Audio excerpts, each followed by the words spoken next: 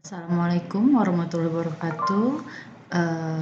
Jumpa lagi dengan saya, Dr. Vita Cita Emiya Tarigan SLLM dalam mata kuliah Filsafat Hukum. Sebelumnya kita sudah mempelajari tentang apa pengertian daripada filsafat. Sekarang kita akan menyambung kembali. Yang kita bahas hari ini adalah peranan filsafat. Filsafat berperan sebagai pendobrak, pembebas, dan pembimbing. Filsafat sebagai pendobrak itu dapat terlihat berabad-abad dari sejarah hukum, karena berabad-abad lamanya intelektualitas manusia tertawan dalam penjara tradisi dan kebiasaan. Dalam penjara tersebut, manusia terlena dalam alam mistik gaib yang penuh sesak dengan hal yang serba rahasia yang terungkap lewat berbagai mitos. Kehadiran filsafat telah mendobrak pintu dan tembok tradisi, meski pendobrakan itu membutuhkan waktu yang cukup panjang. Filsafat sebagai pembebas, maksudnya adalah filsafat bukan sekedar mendobrak pintu penjara tradisi yang penuh dengan mitos, tapi juga membawa manusia keluar dari kekangan tersebut. Filsafat membebaskan manusia dari belenggu cara berpikir mistis. Filsafat membebaskan manusia dari ketidaktahuan dan kebodohannya. Filsafat membebaskan manusia dari cara berpikir yang tidak kritis, yang membuat manusia mudah menerima kebenaran semu yang menyesatkan. Yang ketiga, peranan filsafat sebagai pembimbing. Filsafat membebaskan manusia dari cara berpikir mistis dengan membimbing manusia untuk berpikir secara rasional. Filsafat membebaskan manusia dari cara berpikir yang picik dan dangkal dan membimbing manusia untuk berpikir secara luas dan mendalam. Filsafat membebaskan manusia dari cara berpikir yang tak teratur dan tak jernih dan membimbing manusia untuk berpikir secara sistematis dan logis. Aliran-aliran filsafat yang pertama adalah idealisme. Idealisme adalah suatu ajaran atau paham atau aliran yang menganggap bahwa realitas ini terdiri atas roh-roh atau sukma atau jiwa, ide-ide dan pikiran atau yang sejenis dengan itu.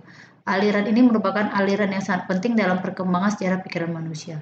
Mula-mula dalam filsafat barat kita temui dalam bentuk ajaran murni dari Plato yang menyatakan bahwa alam cita-cita itu adalah merupakan kenyataan sebenarnya. Adapun alam nyata yang menempati ruang ini hanyalah berupa bayangan saja dari alam idea itu.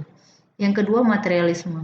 Materialisme merupakan paham atau aliran yang menganggap bahwa dunia ini tidak ada selain materi atau nature atau alam dan dunia fisik adalah satu.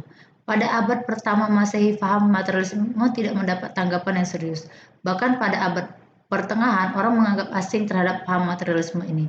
Baru pada zaman Aufklärung atau pencerahan, materialisme mendapat tanggapan dan pengaruh yang penting di Eropa Barat. Yang ketiga adalah dualisme. Dualisme adalah ajaran atau aliran atau paham yang memandang alam ini terdiri atas dua macam hakikat, yaitu hakikat materi dan hakikat rohani. Kedua macam hakikat itu masing-masing bebas berdiri sendiri, zaman azizi dan zaman abadi. Berhubungan antara keduanya itu menciptakan kehidupan dalam alam. Contoh yang paling jelas tentang adanya kerjasama kedua hakikat ini adalah terdapat dalam diri manusia. Empirisme. Empirisme berasal dari kata Yunani yaitu empiris yang berarti pengalaman indrawi. Oleh karena itu, empirisme dipahami sebagai pandangan yang memandang pengalaman sebagai sumber utama pengenalan dan yang dimaksudkan dengan adanya adalah baik pengalaman lahiriah yang menyangkut dunia maupun pengalaman batinnya yang menyangkut pribadi manusia. Rasionalisme. Rasionalisme adalah merupakan paham atau aliran atau ajaran yang berdasarkan rasio. Ide-ide yang masuk akal. Selain rasio, tidak ada sumber kebenaran hakiki. Zaman rasionalisme berlangsung dari pertengahan abad ke-14 sampai akhir abad ke-18. Pada zaman ini, hal yang khas bagi ilmu pengetahuan adalah penggunaan eksklusif daya akal budi rasio untuk menemukan kebenaran.